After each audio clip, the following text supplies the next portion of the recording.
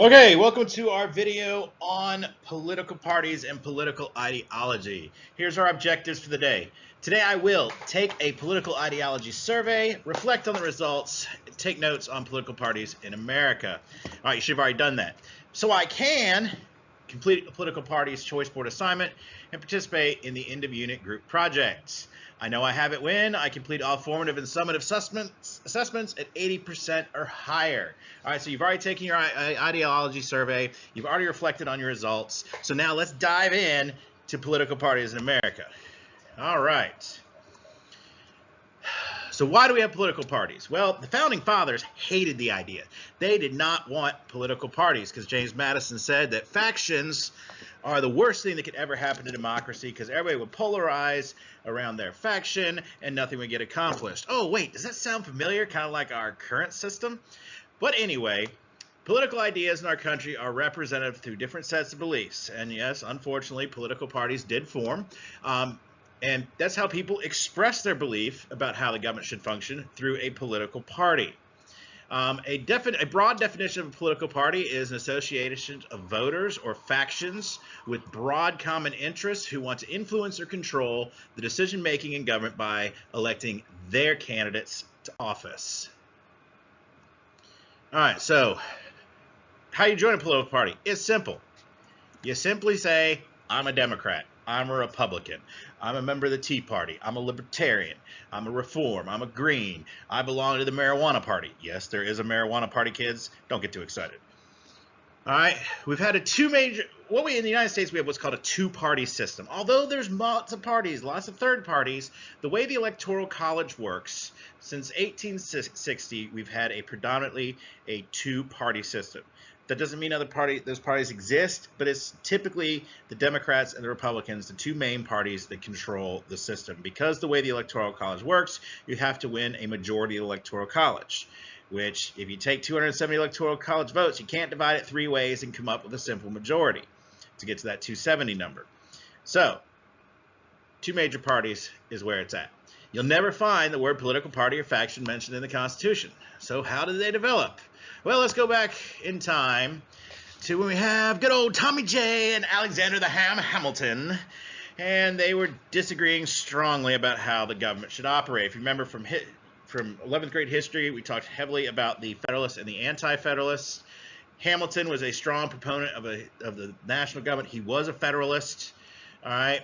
Jefferson, on the other hand, he wanted less power for the national government and more power for the states. So we have the traditional argument of the federal large government and small government. Okay, that sounds very much like modern day Democrats and Republicans. All right, these two rival groups formed around these leaders.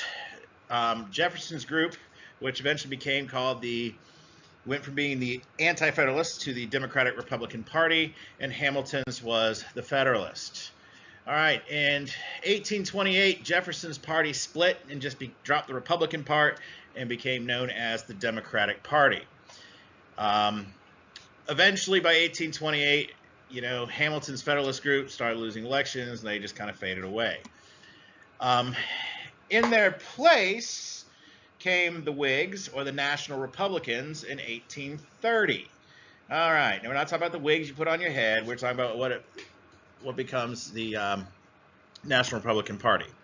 And until the 1850s, so about 20 years, we had the Whigs and Democrats being the two major political parties. However, the issue of slavery, upcoming Civil War,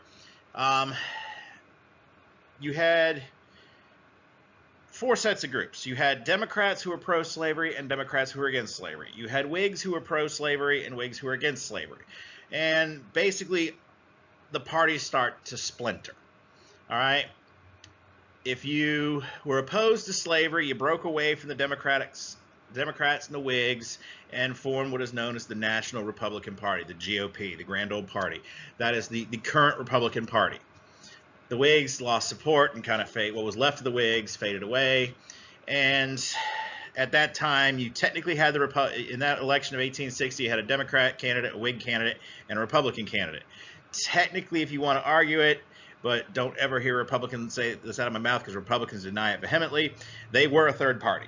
All right, and Lincoln became the first Republican president in 1860. So if you want to be historically correct, there has been a third-party president, but Republicans, because they are the dominant party and one of the major parties, they don't ever want to take that third-party label. All right, since then, the Democrats and Republicans have been our two major parties. All right, in the video you watched prior to watching this video, Craig talked about political ideology. All right, and that's what we fundamentally believe the government should be. And you can put these ideologies on a spectrum. All right, if you're solely talking about the size of government and its function, if you move from left on a spectrum, we know left is big, to right, right is small. All right, in our society, people who fall to the left idealistically are called liberals. All right, as people, liberals tend to be very free thinking, very open to change. Okay, as an ideology, liberals believe that government should be large, broad in scope, more hands-on, a strong federal government. All right, the government should play an active role in the economy and in social issues such as poverty and welfare. And that government should redistribute wealth in order to secure equality of all people's opportunity. All right, so those are what typical liberals believe the government should do as an ideology. If you go to the opposite side, if you look at those people, if you stay right there, all right, and you match all those, you would be what's called a liberal Democrat, all right, a far left Democrat. Democrats tend to associate on the liberal side of the spectrum. All right, on the right side of the spectrum, we call them conservatives. Conservatives like to keep things traditional. Government should be small. As people, they tend to be less free-thinking, more resistant to change. They often be people of what they call high morals. You're very religious people. Sometimes you've heard the term the religious right. All right. As an ideology, government should be small and administrative, more of a hands-off approach. Free enterprise, less government restrictions. Government should not redistribute wealth. Individuals should provide for self or seek help from churches or charities. Welfare is not the federal government's responsibility. Okay, so let's stop right here before I go any farther. What you need to understand, typical conservatives believe the central government should have less power and more power to the states, going all the way back to Jefferson. Okay? This is not saying the federal government and people should not get help and not receive interest in welfare. They just say it is not the federal government's responsibility. All right, so Republicans tend to be on the right, and if you're on the far right, you know, that's what they call the conservative Republicans, the religious right. Okay, but the question remains is where is most of the voters? All right, if you say on the far left and far right, you're out on the fringe, because 80% of voters are what we call moderates. They're somewhere in the middle. So if you're a far left Bernie Sanders style candidate and a far right Tea Party Republican style candidate, how do you get 80% of people to vote for you? Well, that means you have to appeal your candidate in a way that 80% of the voters like. So you must reach towards the center, which means Democrats have to act more conservatively to reach the middle. Which now we actually, there is such thing as liberal Democrats and conservative Democrats. If you want to reach 80% of the voters, Democrats, you got to conservative up, baby. You got to move on right on the spectrum to be more conservative and more appealing to most voters. Republicans, on the other hand, you got to move towards the left. In other words, you got to liberal up. You got to lighten up. You got to left up a little bit. All right, which creates something called a liberal Republican. Now, conservative Democrats and liberal Republicans, most Americans complain that there's not much difference between the two. One wears a blue tie, one wears a red tie. But there is more to it than that. All right. So how are Democrats and Republicans the same? As parties, they're the same because they both want to win. They both organize to get their candidates elected. They both want to influence public policy and lawmaking. They both have to reflect liberal and conservative views to reach moderate voters. And they define themselves in a way which gains majority support by appealing to that political center. All right. If you need time to get this down, pause the video now. How do we tell them apart? How do we tell Republicans and Democrats apart? First of all, to do that, you got to look at the party platform. What's the party platform? It is their ideas, their beliefs, their opinions on campaign issues. For example, Republicans tend to be more pro-defense, spending money on the military. Democrats tend to be, let's not spend as much money in the military and spend it more on social programs. On the issues like of abortion, Republicans tend to be more pro-life. Democrats tend to be more pro-choice. Now, that does not mean you have to fall in line on the traditional left and right views. Most Americans are in the middle. So it is possible to call yourself a Democrat, but be pro-defense and pro-life, but be pro-welfare and pro-environment. All right? It is possible to be a Republican and still be pro-choice on abortion. All right? There is no cut and dry answer. All right. Another way to find out how parties are different is you look at their party platform planks. Okay, the platform is the stage. It's what the party stands on and believes, their belief system. The planks are like the actual boards on that stage. They're the actual proposed action statement demonstrating where they want to stand. Okay, Republicans typically are an anti-illegal immigration. They want to cut down illegal immigration. When Trump ran for president, his platform plank was build a wall and make Mexico pay for it. All right, campaigning. You tell them apart. By the way, the speeches they make, the information they send out, the propaganda, political candidates when they debate. That's where you see their sides of the issue. All right, so keeping that in mind, what do political parties actually do? At the national, state, and local level, political parties first recruit and nominate candidates. They raise money. They conduct campaigns to get their guys elected, or girls. They identify important issues, and they monitor the actions of the office holders in power. We're going to break each of these down, so here we go. All right, at the national level, and the state level, and the local level, political parties are constantly looking to convince members to run for office. All right?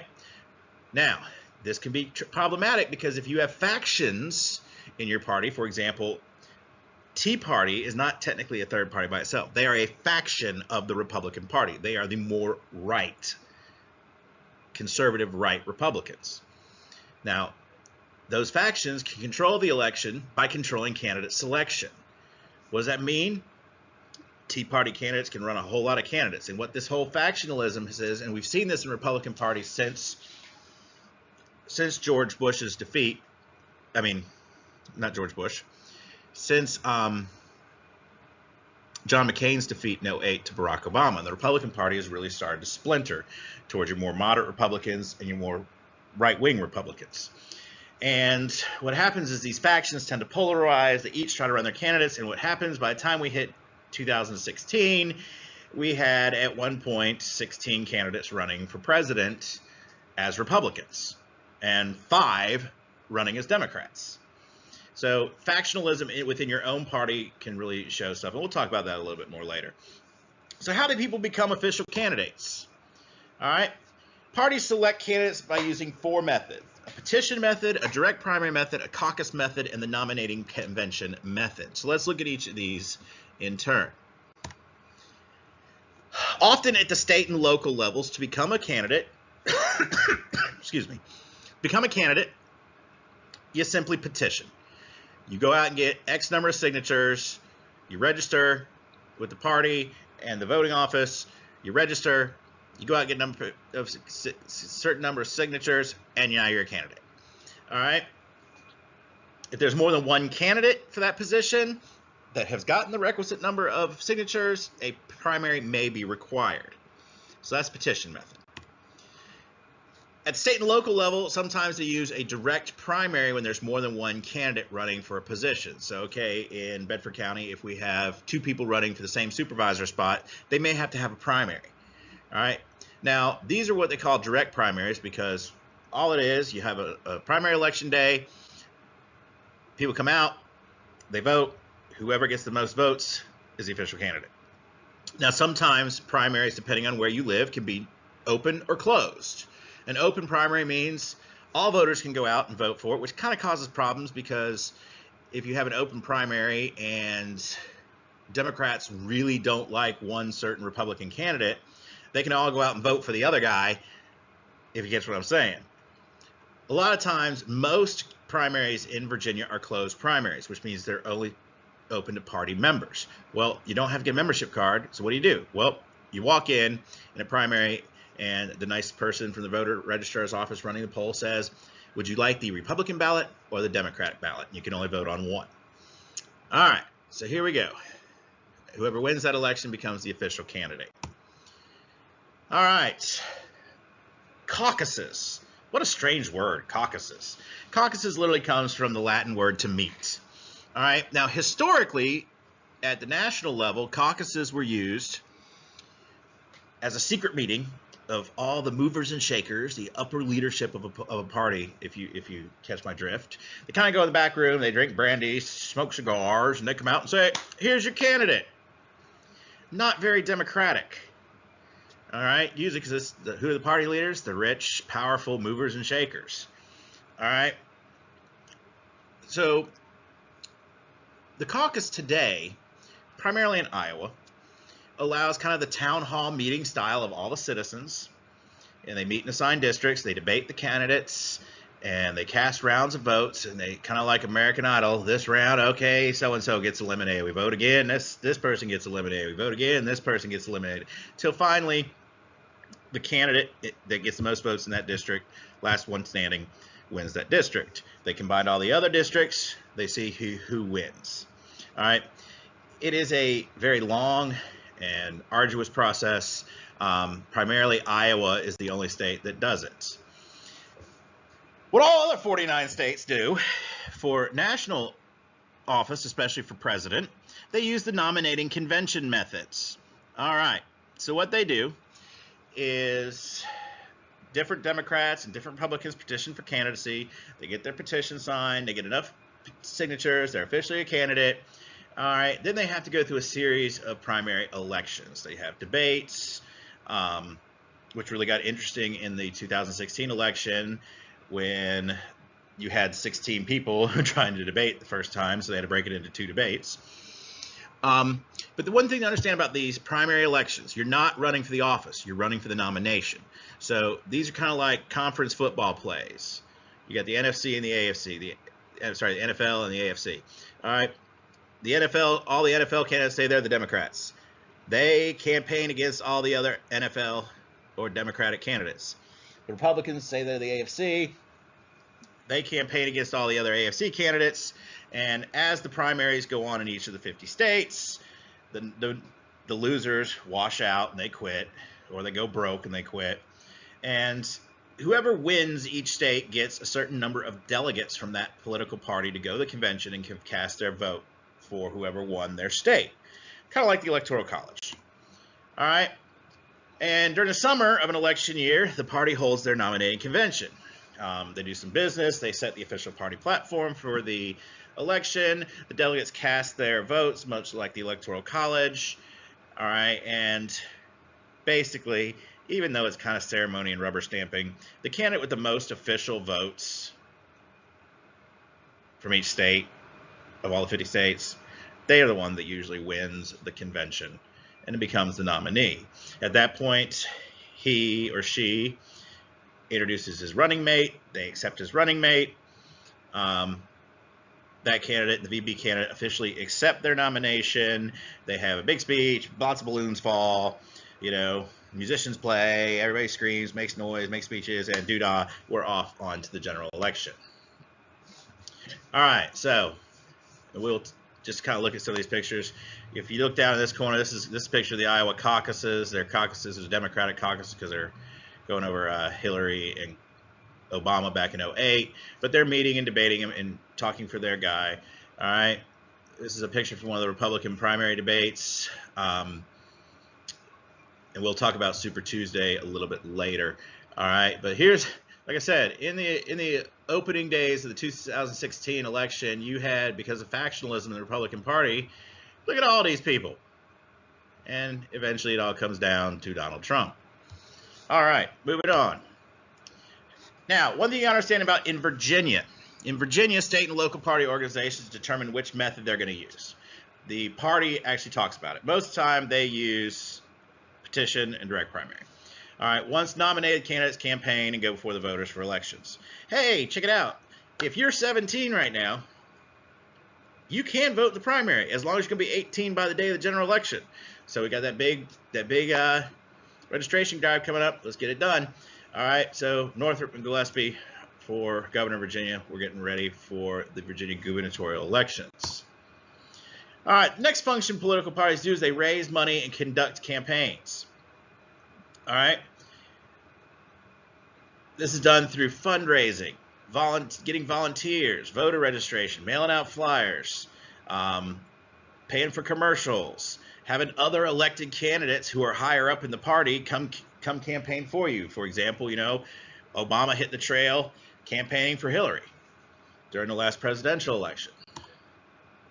Another big thing they do is they identify campaign issues as part of their party platform, such as repealing Obamacare was a big one for the Republicans, illegal immigration. Democrats focused on LGBTQ rights. They all talk about tax reform. All right, parties seek to educate their voters on these issues and the position of their opponents so you can understand who you want to vote for. The last thing parties do is they monitor the actions of office holders. All right, why do they do that? They watch the other guy who has the office. Why? They hold him accountable. He screws up, they're running the media saying, look what this guy did. All right, we see this a lot going on right now with the Trump presidency. Every time Trump says something, the Democrats are all, up in flames on MSNBC and CNN about how the president should have done this, he should have done that. When Obama was in office, Fox News every day was blowing up about how bad Obama was. This is what he's doing. We need to hold him accountable, blah, blah, blah. All right, you keep track of the other guy to help your campaign. You're acting like a watchdog. Best example of this was the 92 election. Coming in when Bush was elected in 88, Daddy Bush was elected in 88, his main campaign drive was no new taxes. Read my lips. No new taxes. Well, that's all well and good. He gets elected. Guess what happens? Hyperinflation, economy starts spiraling out of control. He has to slow the economy down, so what does he do? The only way to fix that is to raise taxes. So here comes Bill Clinton in 92 going, guess what? He lied to you. He promised, read my lips, no new taxes. And what did he do? He had more tax hikes since Franklin Roosevelt. The man's a liar. He didn't hold his campaign promises, and people, really bought into that. All right, so another thing we got to talk about are those third parties. All right, they're parties that are not Republican or Democrat. They often revolve around a particular issue or candidate, like the Green Party, the Constitution Party, the Libertarian Party, and so on. So what's important to know about these? If you're a Republican, you say a third party has never won an election, and they rarely win other major elections. Sometimes you see the occasional independent get a seat in Congress. However, most of the time it all falls back to the two major parties. All right, but third parties do influence outcome of elections and influence policy. So let's look at it. All right, sometimes third parties come out just to promote a single social, economic, or moral issue. For example, the Prohibitionist Party came out in the temperance era the only thing they wanted to do was ban alcohol. Well, they got it banned. Then it kind of went horribly wrong, and alcohol came back. So does the Prohibition Party have much need for anymore? No. But another thing that happens is you get a prohibition party like the Prohibitionist Party who is really hammering prohibition. And that was a big thing in America at that time. A lot of people felt that we were all drunks and alcohol and domestic abuse was on the rise and alcohol addiction and it needed to be taken care of. So what happens? The Republican Party goes, hey, we're in favor of prohibition too. Knowing a third party candidate doesn't have a hope in hell of winning, what happens? They all jump ship and go to the Republicans because the Republicans want it too. All right. Ideological parties focus on changing society in major ways.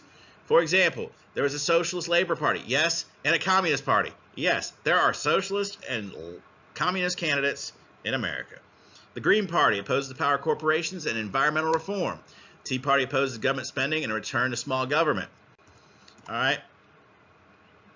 Sometimes they form around well-known individuals who do not get support from a major party. The other thing you know about third parties is the system is skewed towards the Republicans and Democrats. Republicans and Democrats candidates are automatically placed in the ballot on all states. Third-party candidates must petition in each state to even get on the ballot. So sometimes, this is part of the reason third parties never win, is they can't get on all 50 ballots. So they can't get on all 50 ballots, you can't win the election. All right, so let's talk about third parties. What we need to know about them. They provide a long-term forum for minority views, especially like people like the Marijuana Party. The only thing they want is to legalize marijuana. The Green Party wants to limit the power of corporations in favor of heavy environmental regulation. All right, and those are those minority views. Okay, they press for a particular issue. They often revolve around a political personality. All right. While most people favor a major party, third parties, they do have trouble raising money, except for this guy, Ross Perot. Ross Perot kind of really put the focus on third parties in the 90s because he was self-financed and a billionaire, Texas oil guy, and he made it onto the national scene. He actually participated in the debates against Bill Clinton and George H.W. Bush. Doesn't happen very often. All right. Recent third-party example, ran for the Reform Party. If you're a Republican in this time frame, you would say, because he was also very conservative as well as H.W. Bush was, he just wanted to take a business approach to government and change the way we do things, get rid of all the politics and all the bureaucracy and run it like a business. Well, guess what happens? Bush claims a vote for Perot is a vote for Clinton. What actually happened in the 92 election, while Ross never won a single state, he sucked enough votes away from the Republican candidate to allow Bill Clinton to win. So yes, sometimes third parties can have an influence. May not be the influence they're wanting, but it does have an influence. All right, another idea is sometimes they revolve around a political personality. The other most famous third-party candidate is Teddy Roosevelt. Teddy Roosevelt, when he became president after McKinley's assassination, he served out his time. Problem was, he was Republican president, and he did something that really irritated Republicans like John Rockefeller, Cornelius Vanderbilt, Henry Ford. He cracked down on labor, which is a very liberal move. And so when it came time for Roosevelt's election in 1912, re-election, the Republicans said, we ain't renominating you. Bye. Bye, Felicia. You're too liberal. Get out of our party. We don't want you. Bye. So what he did is he formed his own party, the Bull Moose Party, and while he didn't win, he siphoned enough votes away from the Republican candidate to allow Woodrow Wilson, the Democrat, to win. All right. He ran with the Bull Moose Party. All right, so what of this? Although third parties rarely win elections, they play in a very important